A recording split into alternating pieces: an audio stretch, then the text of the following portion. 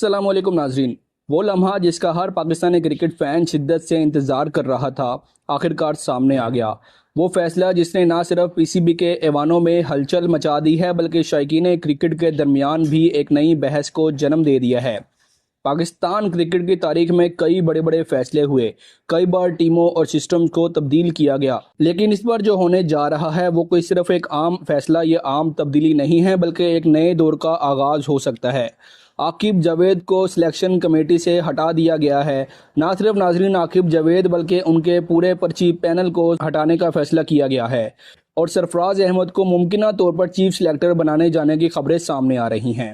शुएब अख्तर जैसे बेबाक और साफ गो किरदार का नाम ज़ेर गौज़ आना, ये सब कुछ एक ऐसी कहानी की शुरुआत है जो आने वाले वक्त में पाकिस्तान क्रिकेट टीम का नक्शा बदल सकता है। नाज़रीन, आज की इस वीडियो में आपको ना सिर्फ ये बताएंगे कि सिलेक्शन कमेटी में तब्दीलियां क्या होने जा रही हैं, बल्कि ये भी बताएंगे कि कौन नया चीफ सिलेक्टर होगा और कमेटी में कौन कौन शामिल होगा। क्या तब्दीलियां वाकई क्रिकेट को एक नई सिमत में ले जाएंगी या फिर महज चेहरों की तब्दीली होगी और सिस्टम वैसे का वैसे रहेगा।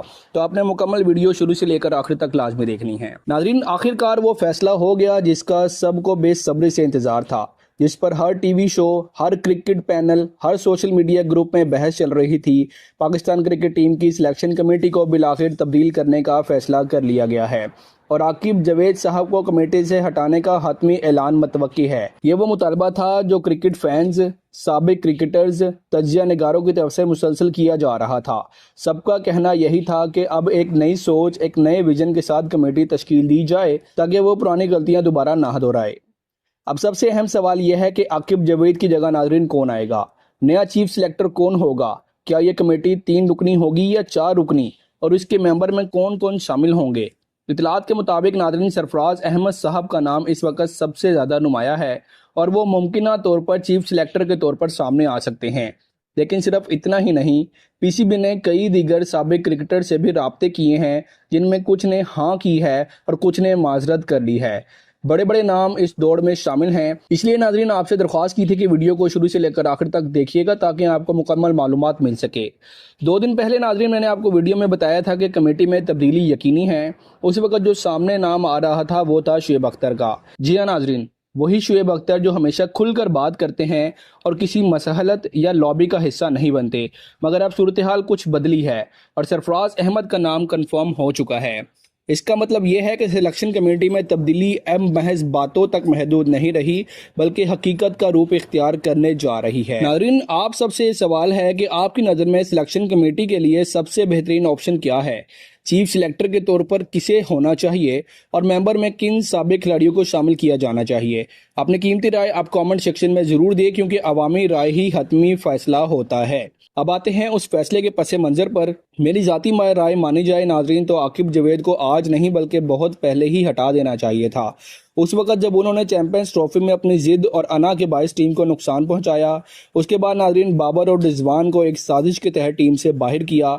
सबको याद होगा उस वक्त भारत के खिलाफ मैच दुबई में था जहां स्पिनर्स का किरदार निहायत अहम होता है, लेकिन आकिब जावेद ने किसी की बात नहीं मानी और टीम में स्पिनर्स को शामिल ही नहीं किया था। चैंपियंस ट्रॉफी वाले मैच में सुफियान मुकीम जैसे नौजवान स्पिनर को ड्रॉप कर दिया गया था, जबकि साजिद और नोमान जैसे बासलाहियत स्पिनर्स को भी नजरअंदाज किया गया था। ये फैसले मामूली नहीं थे बल्कि उनकी कीमत पाकिस्तान को बहुत भारी पड़ी।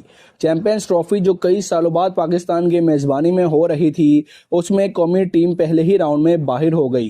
किसी ने जिम्मेदारी कबूल नहीं की और ना ही किसी ने इस्तीफा दिया। आकिब जावेद ने सिर्फ इतना कहा कि मुझसे सिलेक्शन में गलती हुई है मगर ओहदे पर बरकरार रहे। ये रवैया ना सिर्फ गैर पेशा वराना था बल्कि इससे पीसीबी के अंदर अकाउंटेबिलिटी को भी इसने नुकसान पहुंचाया। अब नाजरीन पिक्चर कुछ इस तरह से है कि सरफराज अहमद को सिलेक्शन कमेटी में मरकजी किरदार देने का फैसला बहुत करीब है।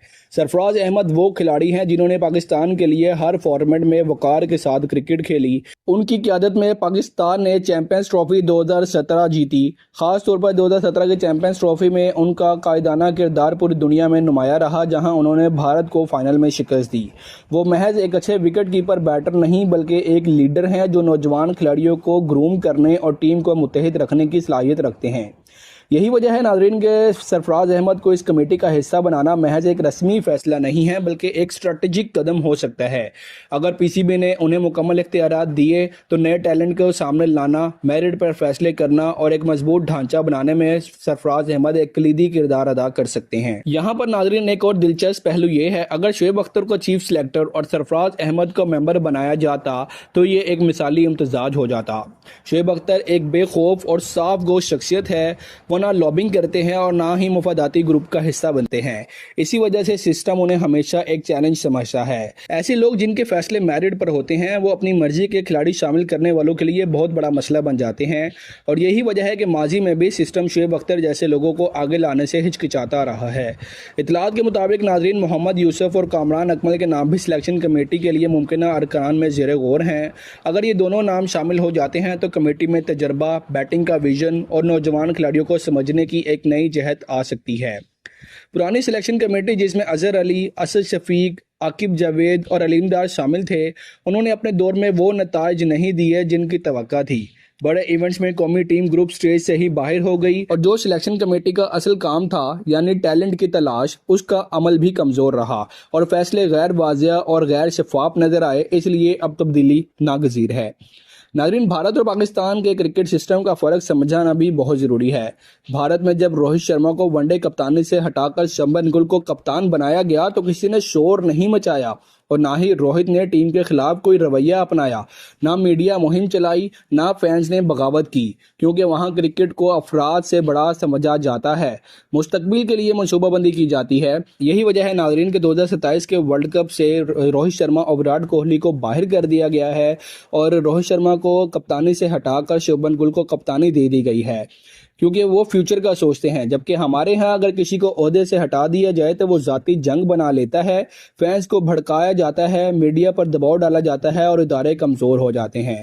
ہمیں اس سوچ کو بدلنے کی ضرورت ہے۔ کرکٹ کسی ایک فرد کی نہیں، پورے نظام کی ہے۔ جو موقع ملے اسے عزت سے قبول کرنا اور جب ذمہ داری چھین جائے تو وقار کے ساتھ پیچھے ہٹنا، یہی بڑے کھلاڑیوں کی پہچان ہے۔ آخر میں یہ تبدیلیاں پاکستان کرکٹ ٹیم کے لیے نیا موڑ ثابت ہو سکتی ہیں۔ اگر ناظرین سرفراز احمد، شعیب اختر، محمد یوسف اور کامران اکمل جیسے لوگ میرٹ پر مبنی ایک مضبوط کمیٹی کا حصہ بنتے ہیں تو یقیناً یہ آنے والے وقت میں ایک مضبوط اور متحد ٹیم بنانے میں مددگار ثابت ہوں گے۔ عوام کو بھی اس عمل کا حصہ بننا ہوگا، اپنی رائے دینی ہوگی اور صحیح فیصلوں کی حمایت کرنی ہوگی۔ یہ پاکستان کرکٹ ٹیم کے لیے ایک نیا باب ہو سکتا ہے۔ اگر نیت صاف ہو، اختیارات واضح ہوں اور میرٹ کو سب سے اوپر رکھا جائے تو پاکستان کرکٹ ٹیم بہت آگے جا سکتی ہے۔ ناظرین، آپ کے خیال میں سلیکشن کمیٹی کا ممبر کسے ہونا چاہیے اور چیف سلیکٹر کسے بنایا جانا چاہیے؟